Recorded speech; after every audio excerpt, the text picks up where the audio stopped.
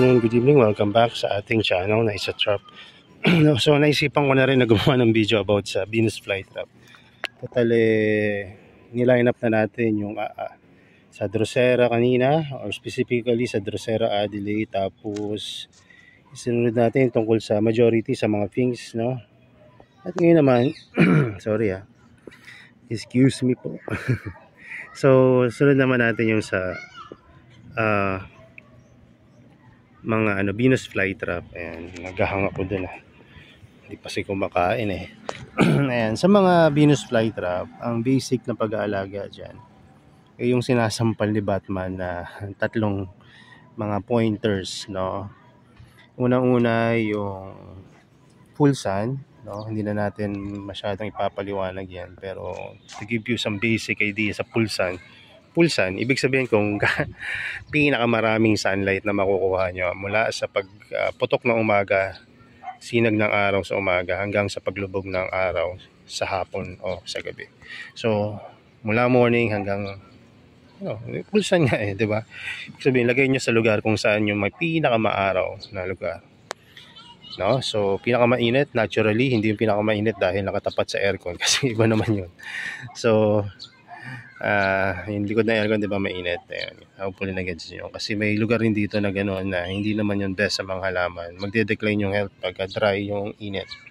So ang gusto ng Venus Flytrap ay yung full sun. So pinakamaaraw na lugar. Pero bigyan ko kayo ng konting pag-iingat pag sinabing full sun. Pag full sun, hindi syempre agad-agad full sun. Kung kararating lang yan mula sa biyahe, ina-acclimate yung halaman. So dito ko na rin ipapasok yung acclimation. Kasama kasi yan sa pag-aalaga. At minsan nakakaligtaan. At hindi ko na rin mapaliwanag ng isa-isa kapag marami akong ginagawa. So sana mapanood to ng mga nakabili, ng mga bagong nakabili ng mga Venus Flytrap. Pagka dumating yung halaman sa inyo, huwag nyo na agad lalagay sa pulsan. Kahit na sinabi natin pulsan, no, dapat talaga pinapaliwanag to Ba't hindi mo kasi pinapaliwanag, sir? Pasensya na, napaka-busy minsan talaga. Pero yun, nabibigay ko naman sa inyo minsan yung buo. Ayan, sorry na. Ayan, pero ngayon, siguraduhin natin na ituro sa inyo to mula pa lang sa pagbili nyo. Before nyo ma-receive yung plant, dapat napanood nyo na to. So, ang acclimation ay yung pagsasanay, di ba, ng isang halaman mula sa isang growing condition papunta sa isa pa, no? Imagine niyo na lang ganito, no? Nakatira kayo halimbawa sa Mindanao na medyo malamig-lamig yung klima dahil marami pang puno, no? Tapos napunta kayo sa Manila, ibabandang Pasay. Kasi yan ako nagbo-boarding house dati, nag-aaral pa ako. Napakainit, no? Tapos mausok kasi tabing kalsada yung boarding house namin. So ang hirap talaga, no, pagka sobrang galing ka sa medyo malamig na lugar. Dito sa Cavite, medyo hindi naman malamig dito, pero mas malamig kaysa naman sa klima doon sa mga lugar sa Manila. So feeling ko ang init-init, hindi ako makatulog. Yung mga halaman ganun din. Pag galing siya sa medyo komportableng growing area, tapos ililipat mo sa panibago, medyo nahirapan sila. Not unless kung galing sila sa mainit na panahon, tulad niyan, kaya nga inapainitan ko na dito para hindi na masyado kayo mahirapan. Kung galing siya sa medyo mainit na lugar, tapos napunta sa medyo malamig-lamig na lugar, panalo. Dahil mas madaling alagaan yung mga halaman sa ganung lugar. Hindi ko naman sinasabi na limited tayo or disadvantage tayo kung nasa mainit tayo na lugar. Actually, ginagamit kong advantage yung mainit ko na panahon dito para mas maging matibay yung mga halaman na galing sa akin kumpara sa mga galing halimbawa sa malalamig na lugar. Ayan, kasi pag galing sa malamig na lugar, i-acclimate mo pa yun, diba, dito sa mainit. Pero yung mga galing sa mainit na lugar at nilagay mo sa mainit na lugar, mas mabilis yung adjustment niya. So, ayan. So, ayun yung pag-acclimate pagsasanay. So, paano naman namin, sir, masasabi na sanay na yung halaman ko at pwede ko nang ilagay sa full sun? Isa sa mga sign na pwede mo na siyang ilipat, magkaroon na siya ng bagong growth or growth point. Ano ba yung growth point na yon? O sige, turo natin dito. Gamitin natin tong tweezer para pang turo sa growth point. Sample, ito ay galing na to. Ito talaga, galing to sa shipping, no. 14, hindi siya 14 eh. Parang 14 days sa biyahe. So, ayan.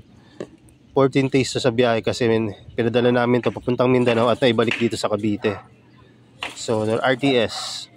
So, bakit namin siya pinulsa na? Dahil meron na siyang mga bagong growth point. Ayun po yung mga growth point. Ayan.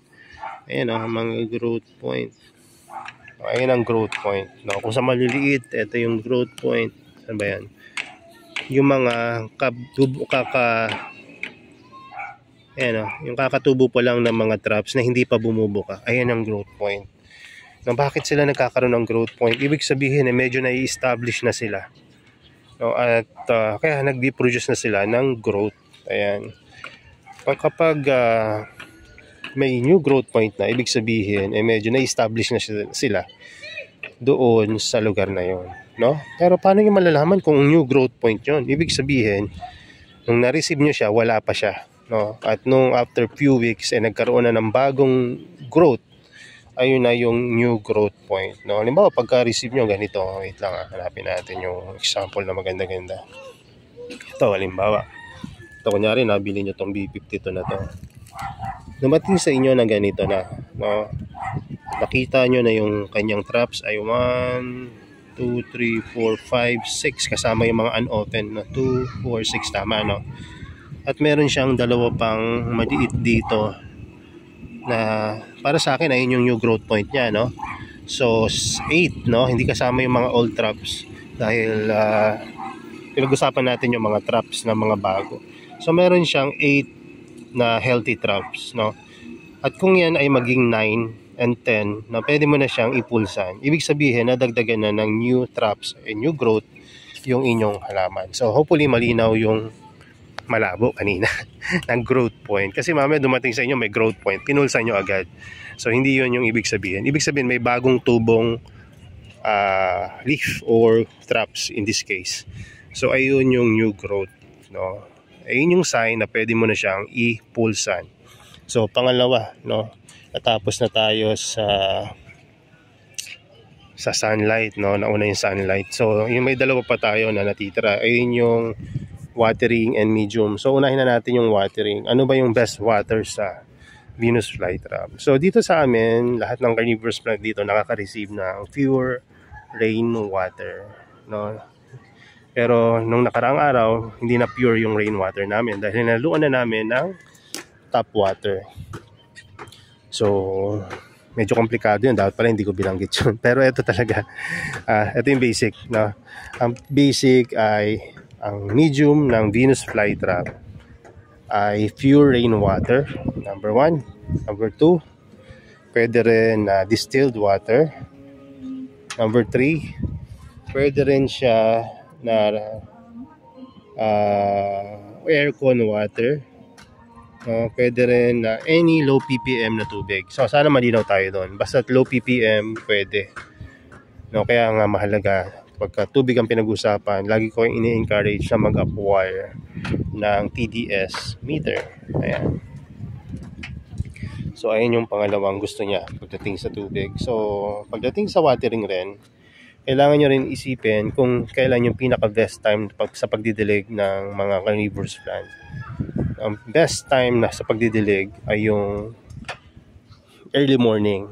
No, yung pasikat pa lang yung araw, or hindi pa sumisikat yung araw, or magandang term doon. Basta pinakamaaga, no, na pagkagising nyo, ayun, diligan nyo yung halaman nyo. O kaya bago kayo matulog, or kapag lumubog na yung pagka nag-sunset na. Kasi bakit? No, pwede nyo naman actually diligan to ng tanghaling tapat. Pero mas ideal and mas economical kung ididiligan nyo siya ng early morning and late afternoon. Bakit kamo? So early morning, hindi agad mag-evaporate yung tubig na pinandilig mo. So makakatipid ka sa tubig at mas komportable yung halaman dahil mas may halumigmig o lamig pa yung tubig na ipandidilig mo. Pagdating naman sa hapon, no, wala nang araw na magbibigay ng init, meaning hindi na mag-evaporate masyado yung mga tubig na pandidilig mo. So mas ma-absorb ng plants, mas mabe-benefit sila. So binibigyan natin ng importance yung tubig nyo kasi hindi naman yan anytime ay available, no, yung mga tubig na ginagamit natin dito, no, unless isa pa lang yung plants mo, hindi na ba ganun kagastos yan. Pero kung marami ka ng halaman, magastos ang pagkikip ng carnivorous plant kung wala kang tubig na mura na pinagkukuhaan, or in my case libre dahil rainwater ang gamit ko. So ayun, tubig, no. So ano ba yung sinabi ko kanina na medyo nakalito sa atin, yung bakit hindi pure yung rainwater na pinandidilig mo kayo, sir? Kasi nga napakainit ngayon dito sa amin, so kailangan ko magtipid ng tubig, so kaya yung rainwater hinahaluan ko na ng tap water, no. So okay lang yon hanggat hanggat masisigurado natin na low ppm pa rin yung tubig na ginagamit natin, which is itatry natin ngayon kasi hindi ko pa nasusukat yung tubig namin nung hinaluan ko siya ng tap water. So kukuha tayo ng sample, tapos susukatin natin yung tubig na to dahil hinaluan ko na nga ito ng tap water nung nakaraan. Nung bago ko to lagyan ng tap water, ang sukat nito ay nasa less than 20 ppm pa. Okay, ngayon tignan natin dahil hinaluan natin ng tap water. Ayan. So nandito yung aking TDS meter sa lalagyanan ng mga feeds ng ibon dahil para lagi siyang tuyo. Nabasa ito nung nakaraan pero maayos pa rin hanggang ngayon dahil napatuyo naman natin. So matibay talagang TDS meter, at saan kayo wala pa itong 100 pesos, no? Magagamit nyo ito hanggat hindi nasisira. So kahit mahulog to okay pa rin. No, ngayon 50 na siya, 49, 48, 47, nababa. Ayan. O diba, mataas pa rin. Pero ngayon alam ko na 50 na pala yung ano ko. Pwede ko nang itigil, or kung sakaling mag-init pa rin ngayong araw na to at hindi umulan, itagdadagdag pa rin ako ng tap water kasi kakayanin pa rin ng plants kahit na umabot siya ng 150, no, ppm. Pero medyo malungkot na tayo nun kasi hindi dapat tumatagal yung halaman sa ganong klase ng taas ng sukat ng tubig, na minerals ng tubig.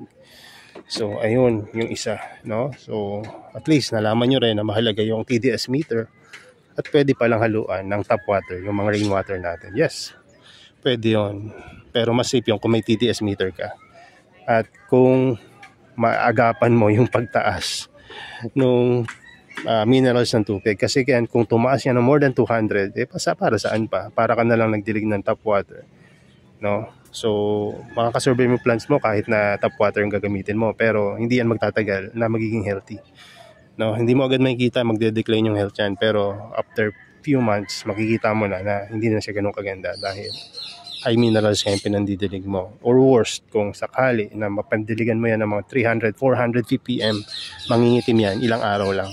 So hindi maganda kung mapapabayaan, mamamatay kasi siya.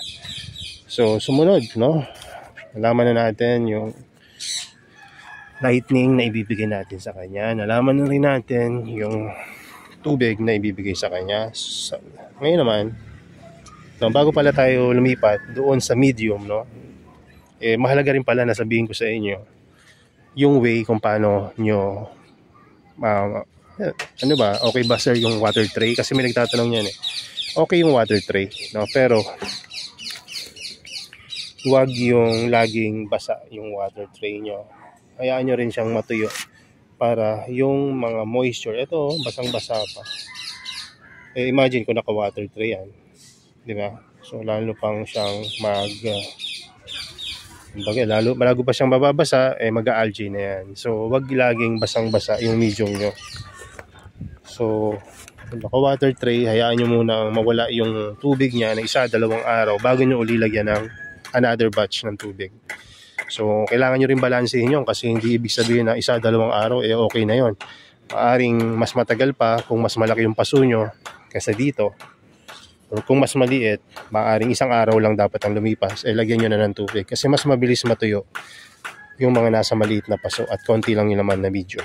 So sumunod na, ano naman yung medium nga na gagamitin natin?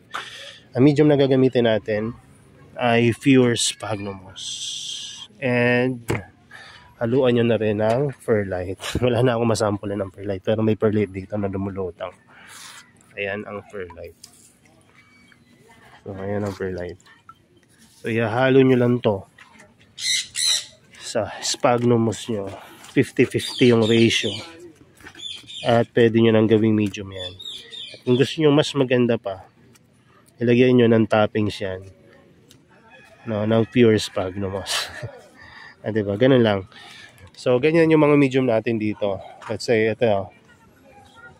Kala nyo pure sphagnum moss. So, hindi. Ito ay sphagnum moss and perlite na may toppings na pure sphagnum moss. So, sphagnum moss and perlite sa ilalim and pure sphagnum moss sa ibabaw. So, ayan o. Diba? Sphagnum moss and perlite, pure sphagnum moss sa ibabaw. Ito pa isa, sa isa. Sphagnum moss and perlite sa ilalim, pure sphagnum moss sa ibabaw. Kasi sabi nyo hindi eh. Sphagnum moss and perlite sa ilalim, pure sphagnum moss sa ibabaw. So ganun lang. Ulit-ulitin nyo lang yun. Ayun yung medyo mataas yung success rate. At kaganda yung plants nyo. Bakit ba hindi dapat may mga perlite na kumakalat sa ibabaw? Kasi ito ay pwedeng makain ng traps, ng Venus flytrap nyo, at nagkukos rin to na more heat sa halaman.